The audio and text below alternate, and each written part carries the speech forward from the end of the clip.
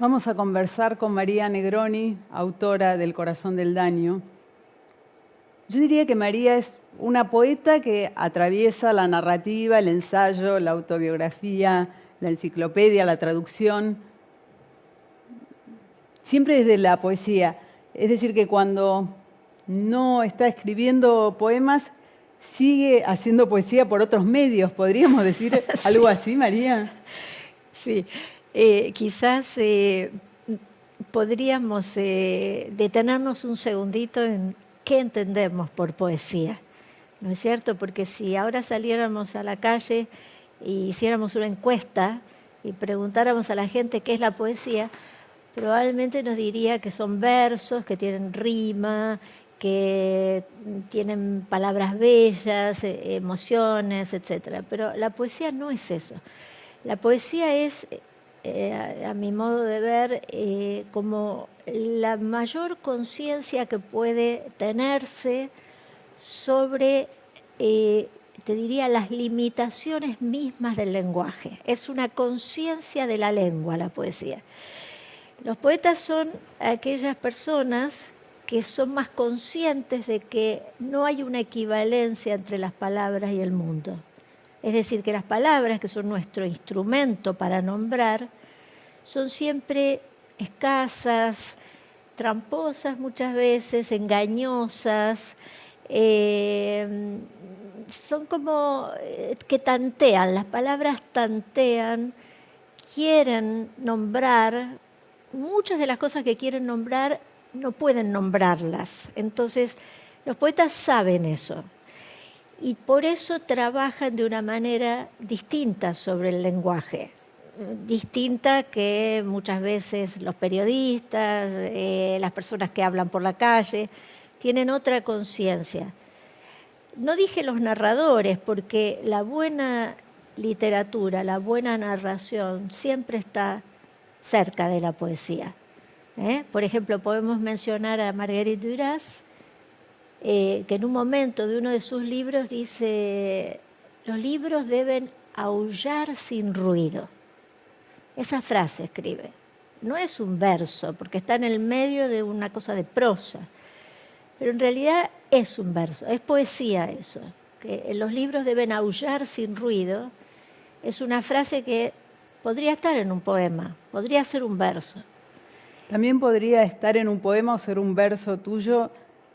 Otra definición de poesía como una forma de dejar escuchar el silencio. También, claro, porque la poesía, digamos, de todos los géneros literarios es el que está más cerca de la música, ¿no es cierto? Entonces, y la música es lo que está más cerca del silencio, paradójicamente, porque la música no tiene referentes, ¿entendés? No hay un referente de la música. En la escritura sí, siempre hay algo que creemos que nombramos, ¿no?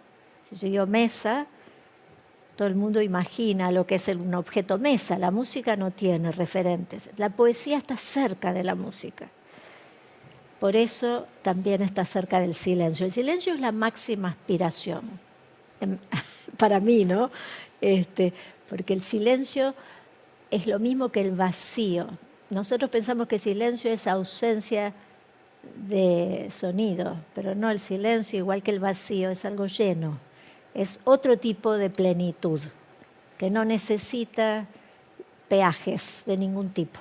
¿Se entiende? Un poco difícil. En El Corazón del Daño hay material autobiográfico, de alguna manera hay episodios, no tantos episodios desde el punto de vista de la anécdota, pero hay algunas escenas. Y ahí descubrimos, entre otras cosas, que recordás una infancia sin libros. Sí, sí. Vos decís que hay algunas anécdotas, hay como, no muchas, pero hay como, yo diría, como unas 10 escenas traumáticas, ¿no? Que van desde la infancia a la época adulta.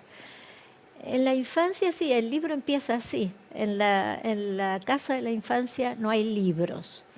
Eso es muy interesante porque es mi recuerdo, que es el primer recuerdo que tengo que mi madre me disputa. El libro también tiene varios momentos en que la madre le dice a la narradora, no es verdad, eso no pasó, o esos perros nunca tuvimos perros, o, que le cuestiona la memoria, ¿no?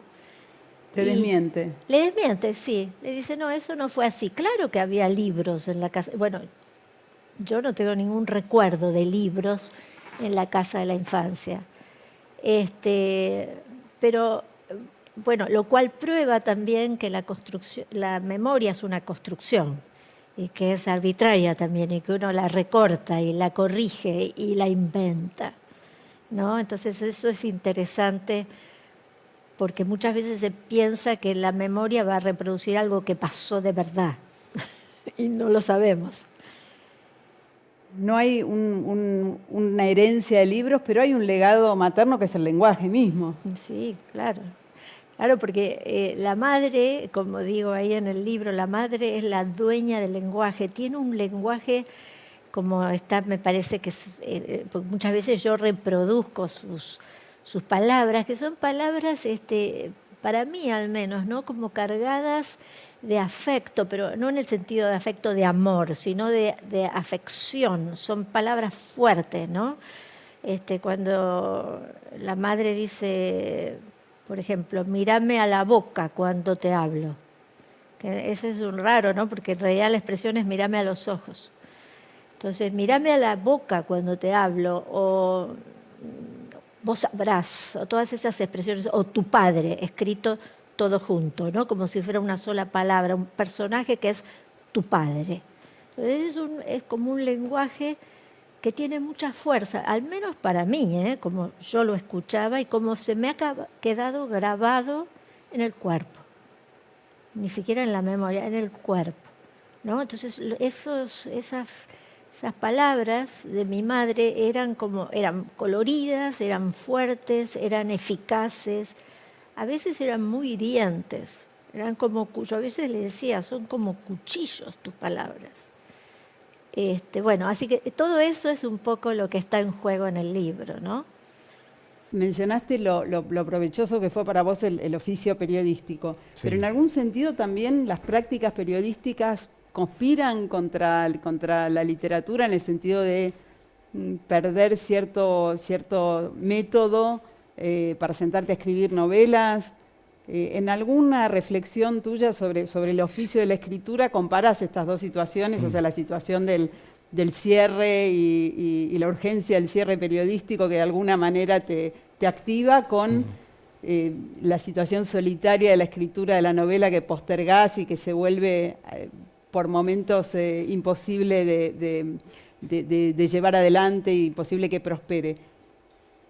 Sí, son dos instancias muy distintas, ¿no? Sentarte a escribir una novela y sentarte a escribir algo para periodismo, pero creo que le hace mucho bien a los escritores y a las escritoras de ficción y de literatura, entre comillas, ponele, ¿no? Escribir para periodismo. Creo que les hace mucho bien porque hace un poco esto que te decía, te baja del pedestal de la literatura como un lugar impoluto, no contaminado por el dinero, ¿viste? No, vos tenés que trabajar, tenés que entregar un texto de determinada cantidad de caracteres, a veces con determinado tema, y te van a pagar por ese texto. Y tenés una fecha de entrega muy exacta. Y eso es una gimnasia enorme de escritura. Tan grande que yo casi que me volví medio adicto a eso porque después no podía escribir novelas. Si nadie me las estaba... Reclamando. Claro, nadie me iba a mandar un mensaje o un mail diciendo dónde está el nuevo capítulo, ¿no? Entonces, tener una fecha de entrega, tener una cantidad de caracteres que tienes que medir, te hace mucho bien. Es una gran consigna de escritura. Me parece que le hace aflojar la mano a los escritores y las escritoras. Y hay casos de gente que no se puede diferenciar la literatura de su trabajo periodístico. Por ejemplo, Leila Guerriero. Leila Guerriero lo que hace es literatura. Lo podés llamar periodismo también si querés, pero en su caso son exactamente lo mismo, ¿no? Por eso digo que esta separación está más cruzada de lo que uno cree. Quizás menos cruzada en tu empleo del tiempo pero en el lenguaje mucho más unida.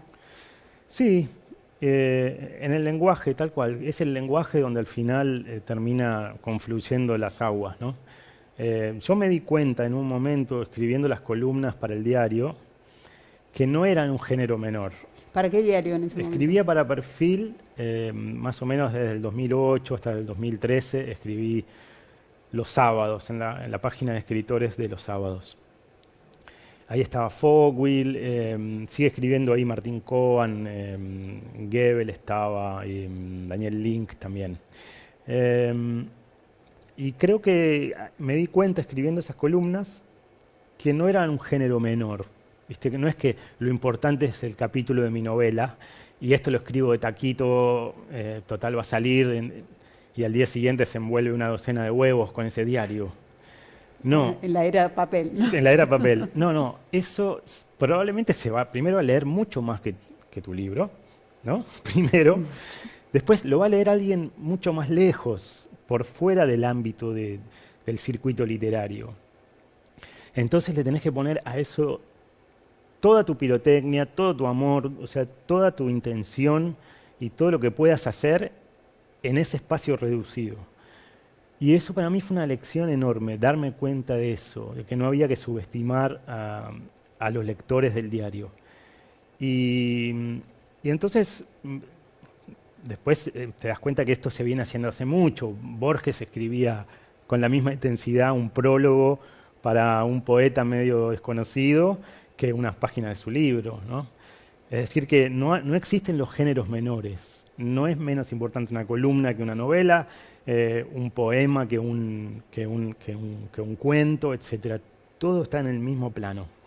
Hablando de poetas casi desconocidos, pienso en tu paso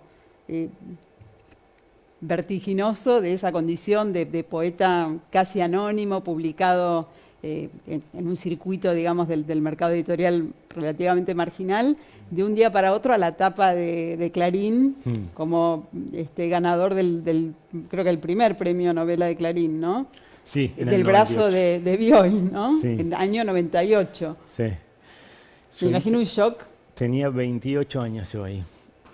Sí, fue una cosa enorme y que en su momento además me quedó grande porque yo tenía 28 años, era mi primera novela, todavía no había publicado nada de ficción, si bien había escrito cuentos pero no los había publicado, tenía solo un libro de poemas publicado. Y de pronto el premio y al año la película de Una noche con Sabrina Lab. Y entonces de pronto me pedían, bueno, ahora sos escritor latinoamericano, ¿no? Escribí otra de estas. Y yo no podía hacer eso. Yo no, digamos, estaba creciendo a mi velocidad. Me había estirado del cuento a la novela corta, pero no era que era un novelista. Entonces, ¿y te habías estirado con qué expectativa cuando llevaste tu original no, entonces a las pilas de originales, sí, de manuscritos que se veían totalmente. en la Eso recepción de los concursos, ¿no? Eso fue ese año había como 800 novelas, creo, y yo vi la pila de anillados. Cuando llevé mi anillado dije, bueno, no va a pasar nada.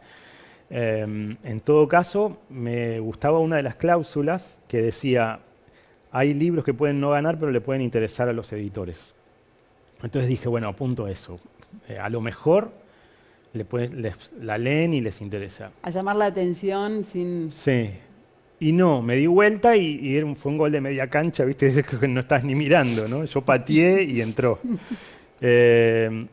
Y claro, de golpe toda esa maquinaria también de prensa y demás. O sea, lo primero que recibiste fue la citación al día del salieron anuncio de primero premios. los 10 finalistas, ¿no? Los 10 finalistas salieron la semana anterior y ahí ya estaba, ¿no? Y bueno, fue una semana de no dormir casi, ¿no?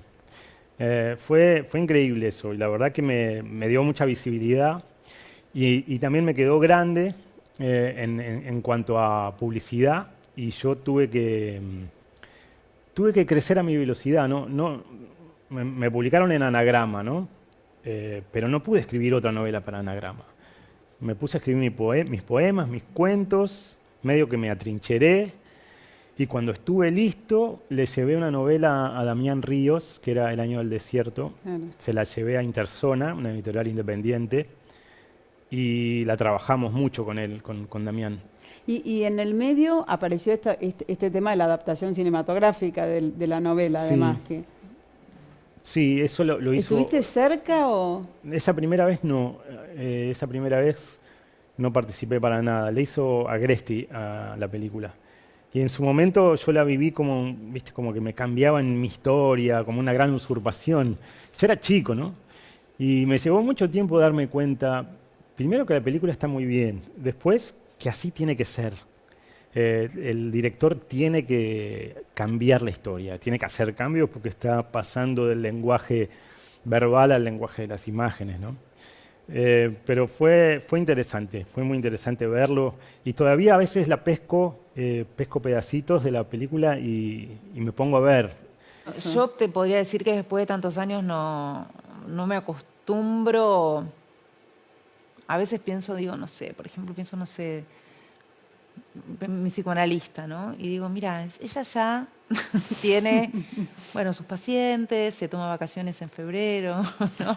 Como digo, mirá cómo una profesión te puede dar esa sensación externa, seguro, desde mí. Ilusoria, de estabilidad, ¿no? Y lo nuestro que es, viste, de repente de una intensidad, viste, un cohete disparado porque no sé, o porque grabás 12 horas por día y probablemente ni siquiera estés en tu casa y estás como y vivís como una especie de gitano y donde tu familia empiezas a nacer tus compañeros de trabajo ¿no? Y de repente esas familias temporarias en las sí, que, claro, intensísimas, y de repente, bueno, volvés a tu casa y es como y como un ruido blanco. sí, ruido blanco, y bueno, y yo además igual también soy como muy casera y me gusta mucho estar en mi casa, entonces en ese momento casi como que digo, bueno, que me quedo acá, me quiero quedar acá.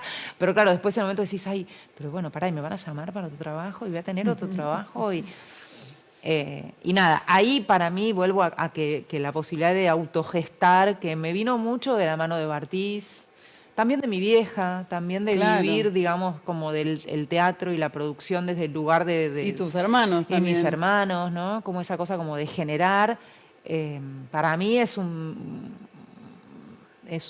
algo muy importante para la estabilidad, ponele, emocional, digamos, ¿no? De todos los ups and downs que tiene la carrera de un actor o una actriz. Sí, y algunos apps, muy apps, como Y unos el apps Oscar muy o el apps, Goya. O... que te hacen ¿no? sentir los downs aún más Bueno. downs.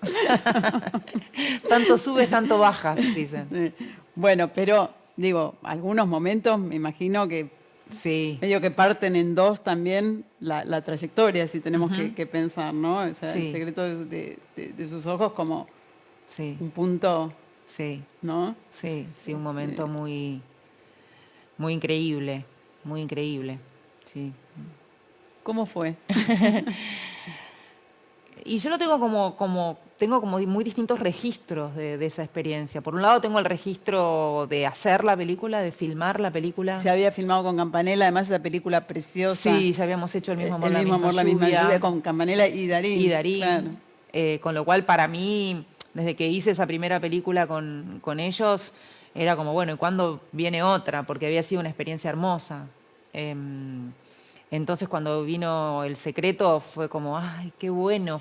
Era como algo esperado por mí. Yo tenía ganas de volver a filmar con Campanella y con Darín también. Y el contacto con el guión, ¿te acordás esa primera impresión sí. sobre el potencial que le veías, sobre tu personaje, sobre...? No, lo leí así.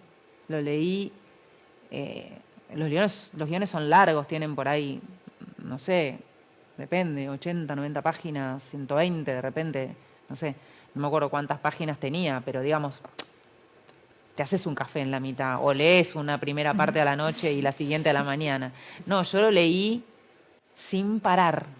Lo leí como después creo que ves la película, como con un magnetismo por la historia, por los personajes, por saber qué iba a pasar, por esa trama histórico-política. Y tuve creo que todas las sensaciones que que tiene un espectador viendo la película, yo la tuve en la lectura del guión, lo cual habla de ese guión muy bien, porque si bien después todo, por supuesto que son capas que se le van sumando a la película y que creo que todas, o en un altísimo porcentaje, son muy acertadas después, de que tiene que ver con la dirección, con la imagen, con las actuaciones.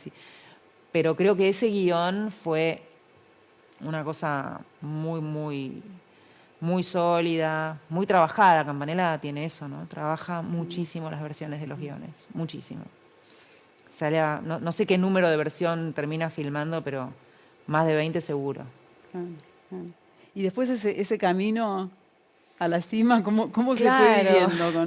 Y bueno, después fue como una especie de sorpresa a cada paso, porque primero me acuerdo que fuimos a un preestreno en Córdoba, que fuimos con Campanella, creo que no vino ningún otro actor, fuimos con el agente de prensa y era la primera proyección con público de la película, o por lo menos la primera que fui yo, un preestreno, y estábamos atrás, ¿no? Como medio así, empezamos a ver lo que le pasaba a la gente y era como, como la sensación de, upa. Y después, bueno, después fue el estreno y ya, bueno, la gente fue como muy masivamente al cine, ¿no? La película empezó a tener así una recaudación semana a semana muy importante y empezaba a ser todo como bueno, nada, como esa cosa de eso, que te das cuenta de que está pasando algo muy singular, que no es, se sale de lo esperado, de lo que estás acostumbrado, ¿no? Por más que te vaya bien, digo, era algo como, no, esto, upa. Y bueno, después vinieron los reconocimientos, los premios. Mencionaste a Soulé, mencionaste a Spinetta, todos nombres que después reaparecen en tu camino con encuentros, con contactos. Gracias a la vida, sí. He llegado a tocar con Luis, no, pero... Pero sí a tener contacto con él, bueno, más allá de después abordar su obra en versiones propias. Sí, pero eso lo hice con un permiso de él, ya con él del otro lado. Pero sí, siempre me acuerdo que se juntaban a tocar los viernes a la noche en un lugar en Chacarita. Y el loco siempre, no, Carca, vení, ¿viste? Trataba de escapar, escapé de esa situación, ¿no? Porque imagínate lo vertiginoso que debe ser estar en una situación así con un tipo que sabe tanto de tanto, ¿no? Porque no es solo de la guitarra, el flaco era como un distinto en su totalidad, un fuera de serie, un fuera de este mundo. Y te cohibía. Prefería no, sí, puede ser que el verbo sea ese. Sí, prefería no exponerme a eso. Prefería un lugar donde yo pudiese, no sé si desarrollarme, pero no tenía por qué expresarme estando Spinetta bajo el mismo techo. Me parece una brutalidad. Es como una banda tributo que homenajea a aquel que admira, pero se desentiende y cree que él puede estar a la misma altura que su ídolo. Es un desfase neuronal importantísimo. ¿Qué tengo que hacer yo? ¿Qué tengo que mostrarle a Spinetta? Con Luis nos reíamos, de última, de las cosas que me decía, Sí te hablaba de tu música. Bueno, nos conocimos así, gracias a haber hecho A 1.000.000 de años blues, que a él le pega como que hasta el día de hoy no puedo entender esa situación. Porque a él le pega ese disco con una calentura total. Entonces, bueno, que quería, viste, ¿no? Que quería conocerme, y bueno, y un día termino engañado en la casa quinta de Luis, con Luis golpeándome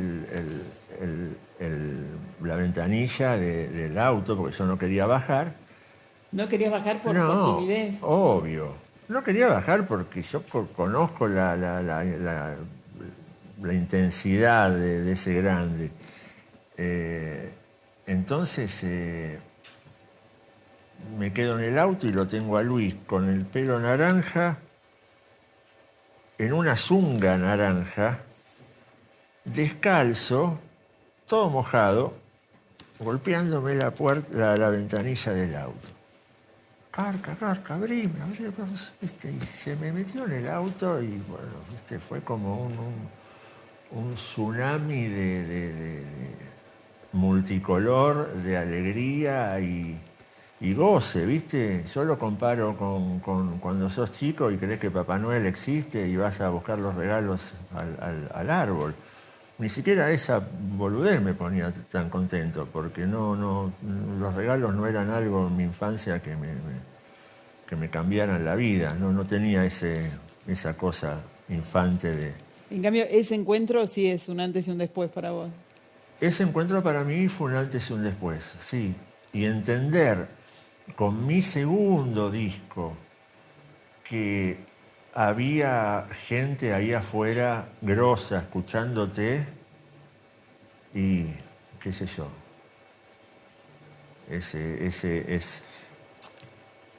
No sé si te obliga porque no ese es el término, pero te conmina en todo caso a tomarte las cosas muy en serio, sin que tu música se transforme en un bodrio, porque tampoco, digo, en serio no tiene que ver con que sea la serio, serenidad, ¿no? obviamente.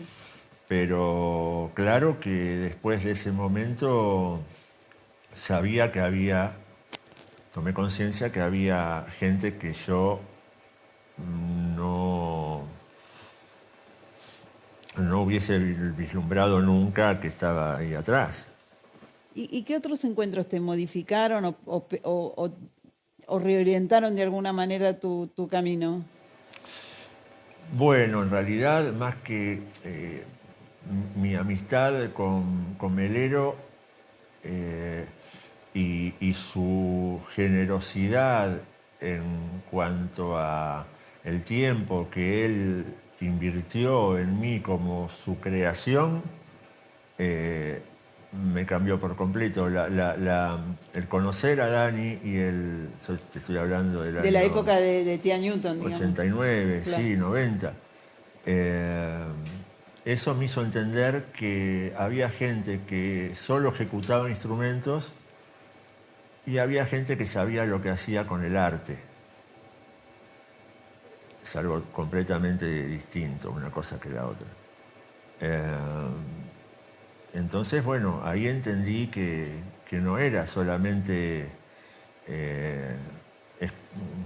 escupir o vomitar lo que a uno le sale. No tiene que ver con eso. Y tampoco tiene que ver con tocar bien nada de lo que yo pensaba hasta ese momento era algo a tener en cuenta. O sea, fue recomenzar de cero. Determinante. Es mi creador. Yo siempre se lo digo en chiste porque, qué sé yo, también hago un quilombo bárbaro, ¿no? En la música y bueno, pero le guste o no, él se tiene que hacer cargo del monstruo que creó. Lo sabe muy bien. Está contento con eso, está muy orgulloso y eso a mí me da fuerza para seguir siendo un quilombero.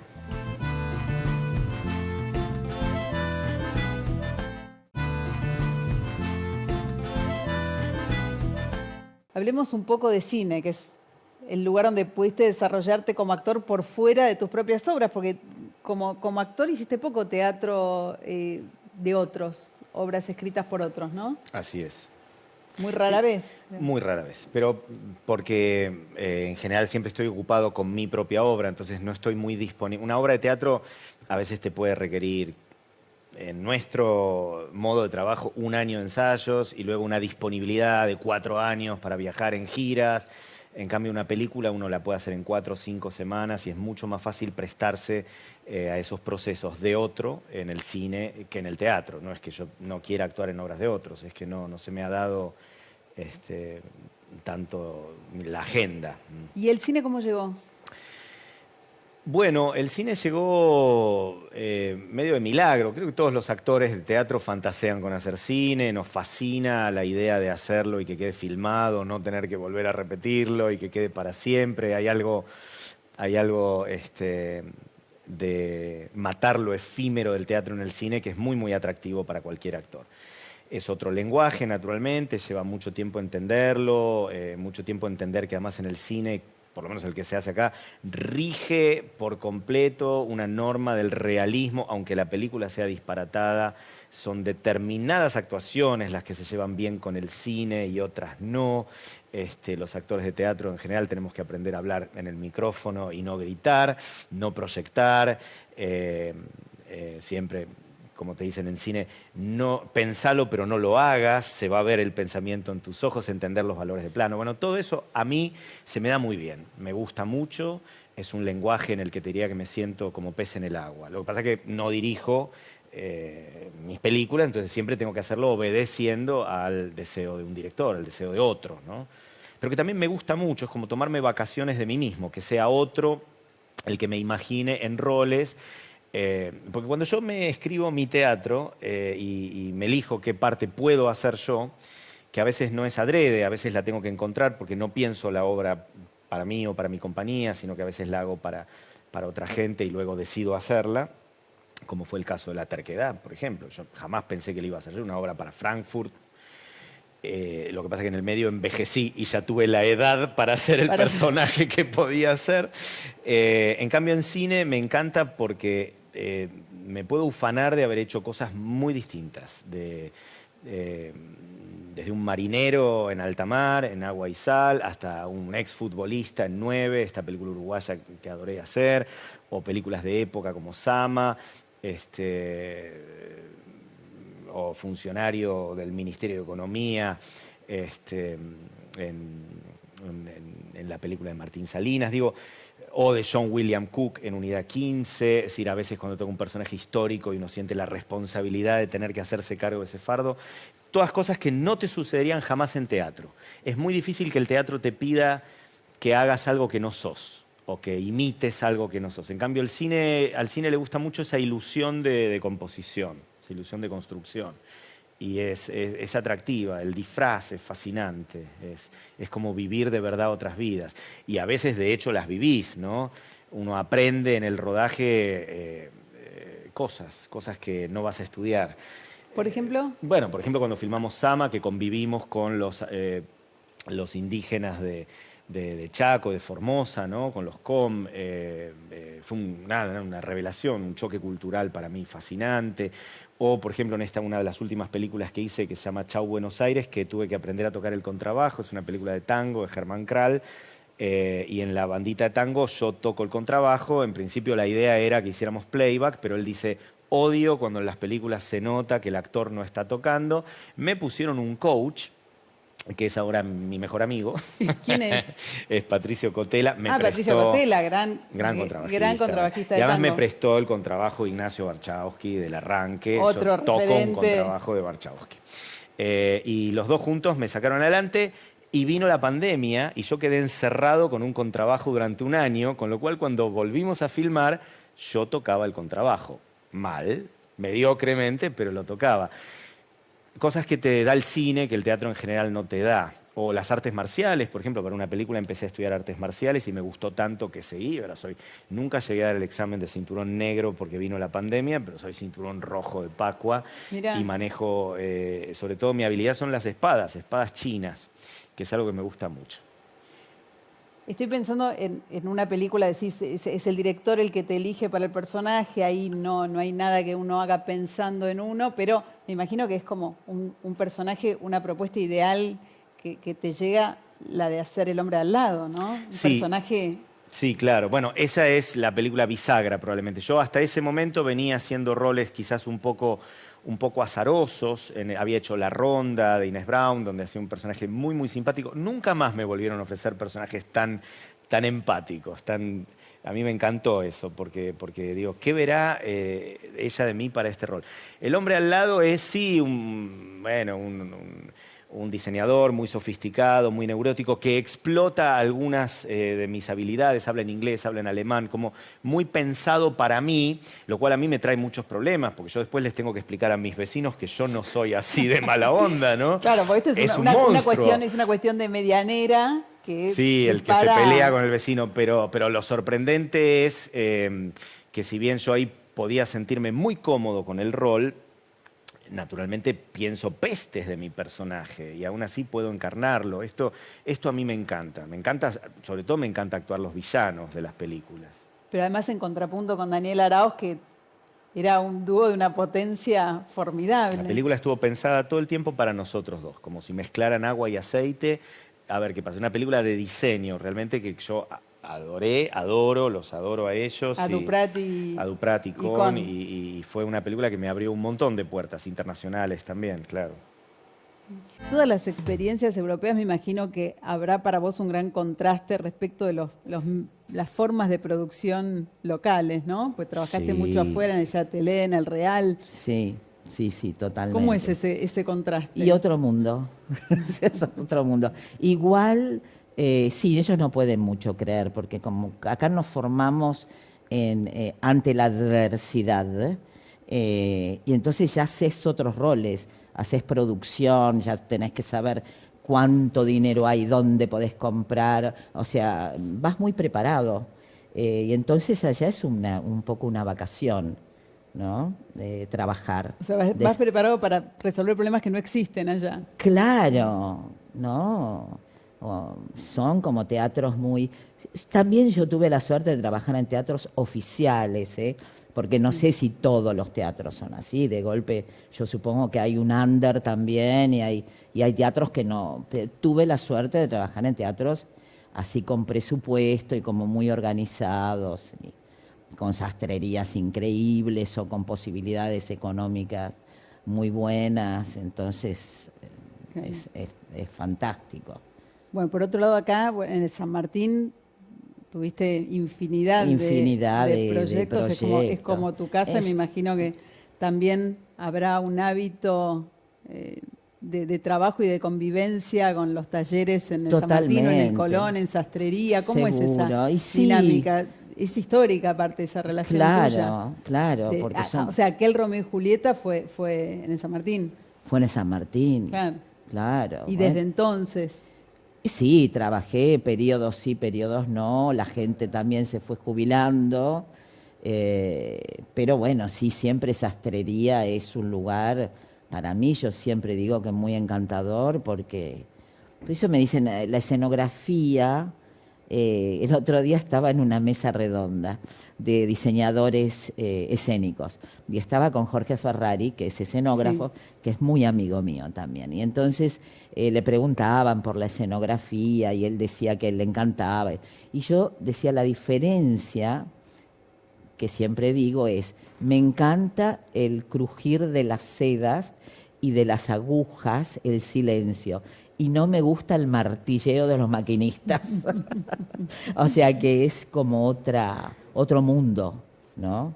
Lo corpóreo, la escenografía. A mí las sastrerías me encantan y me encanta todo lo que tiene que ver con las prendas, con las telas, con las prendas que se hacían antes, ¿no? Descubrir algo, un vestido, el amor con que se hacía, el tiempo que existía.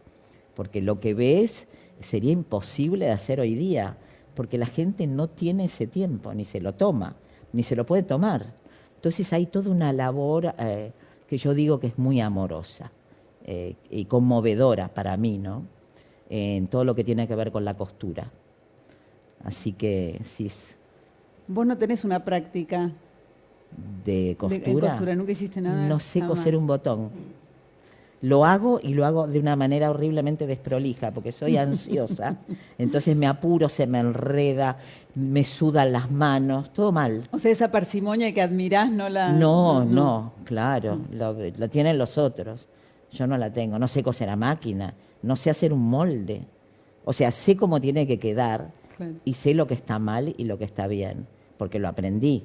Sé cómo hay que, viste, poner una tela, que si es albiez, que si es derecho hilo, pero no me digas a mí que lo que corte o que haga un molde, porque no lo sé hacer. ¿Y seguís diseñando los vestuarios, digamos, a mano? Sí, No, sí, nunca- totalmente. Sí, sí, totalmente. Porque me ordena un poco también, o sea, como que me ordena lo creativo y aparte no es que haces el traje, haces el personaje, haces el pelo, haces los zapatos, la gestualidad, ¿no? Entonces... O sea, es parte de la composición claro, y parte claro. Y a mí decisiva, ¿no? me sirve hacerlo. Me ordena la cabeza, digamos, ¿no? Sí, sí, algo se puede ordenar. ¿Hay una instancia de caos? Sí, sí, sí. Hoy pensé en un momento, porque aparte inaugurás y todos te dicen, ay, ¿te vas a tomar unos días? No, digo, no puedo tomarme unos días. Pero hoy pensé, digo, ¿y si me voy 2 días a ver el mar, por ejemplo? No pasa nada tampoco, no se va a derrumbar el mundo. Entonces hoy pensé y dije, por ahí me tomo 2 días. Y lo me estás voy al mar. considerando. Sí, hoy lo pensé. Sí. ¿El mar es un paisaje que te inspira particularmente? Me encanta. ¿Está tan presente Sí, en tu sí, obra me también? encanta el mar, me encanta. Creo que depura, que te limpia y todo, y ver ese horizonte y las olas, y esa, sí, me calma mucho, me encanta. Decís, tenés la sensación de que no podés parar, tenés como un ritmo de producción continuo. Siempre lo tuve. Este año creo que más que nunca, porque todas las propuestas que tengo y que tengo que hacer son todas hermosas. Entonces, la vez pasada que vino el que me hizo las fotos, que viste que le hizo me dice, pero Renata, nunca decís que no. Le digo, es que no puedo decir que no a algo que me interesa tanto. O sea, me encanta esta obra de teatro, me encanta esta propuesta, me encanta trabajar en el Colón, me encanta hacer la muestra, me encanta la Cronopio, ¿viste? ¿Qué hago? Y Entonces- tampoco es que tengo 20 años y digo, bueno, no lo hago y lo hago dentro de 10 años. No. Vuelvo sobre este tema del maridaje de estéticas, de lenguajes, de tonos que por ahí a priori uno no vincularía y que en tu obra se entrelazan de una manera tan orgánica. Y pienso, en el caso del Niño Argentino, en el caso de la vis cómica, en el tema de la escritura en verso, retomando una tradición clásica en la escritura en verso teatral y al mismo tiempo atravesándola con humor, con tonos y con registros que uno está lejos de vincular a ese teatro y a esa estética. ¿Cómo brotan esos versos? Fue también una cuestión azarosa. Yo quería escribir la historia de el niño argentino, la familia que viaja a Europa con la vaca atada, estas familias rumbosas que llevaban una vaca y un peón para tener leche fresca durante el viaje, una argentinada patética. Y empecé a pensar en la hipótesis de los 3 personajes, el niño aristócrata, el peón y la vaca. Y se armó una especie de triángulo amoroso que ponía esto en una especie de estado de procacidad difícil de escribir. Y recordé la mediación, la sana mediación que solía hacer el verso en la poesía obscena de mi infancia, que era muy gracioso, como los textos clásicos pasados a su versión obscena tenían gracia y a la vez de alguna manera disimulaban su propia condición.